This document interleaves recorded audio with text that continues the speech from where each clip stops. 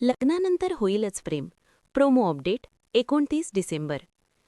मालिकेच्या आगामी भागात नात्यांमधील संघर्ष शिगेला पोहोचलेला दिसेल. एका बाजूला जीवाचा विश्वास आहे तर दुसऱ्या बाजूला नंदिनीचा कठोर निर्णय. प्रोमोची सुरुवात एका भावुक संवादाने होते. जीवा नंदिनीला मनापासून समजावण्याचा प्रयत्न करत आहे. तो अत्यंत आत्मविश्वासाने तिला म्हणतो, "तू नाही डिवोर्स घेणार तू. मला माहीत होतं तू मला नक्की माफ करशील." जीवा आणि नंदिनीला कोणीही वेगळं करू शकत नाही. मात्र नंदिनीच्या डोळ्यात आता फक्त गंभीरपणा दिसत आहे. ती जीवाचा हा भ्रम तोडत शांतपणे म्हणते, "पण मी आता या दोन नावांना वेगळं करते. जीवा, आता आपल्या दोघांचं भलं यातच आहे की आपण कायमचं वेगळं व्हावं."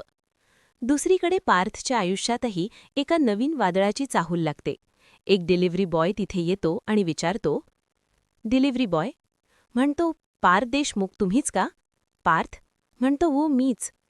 पार्थला एक पार्सल देतो. त्याचवेळी त्याला काव्याचा फोन येतो आणि तो फोन स्पीकरवर ठेवतो. फोनवरून काव्याचा आवाज येतो, "देशमुख, आपण लवकरच एकत्र बसून पेस्ट्री खाऊ, पण सध्या तरी हे तुमच्या मैत्रिणीचं प्रेम समजा आणि स्वीकारा." काव्याचे हे शब्द ऐकताच पार्थच्या चेहऱ्यावर कडवटपणा येतो. तो स्पष्ट शब्दांत सुनावतो, "प्रेम हा शब्द मी माझ्या आयुष्याच्या डिक्शनरीतून कायमचा पुसून टाकलाय." नंदिनी खरोखरच जीवापासून कायमची वेगळी होणार का?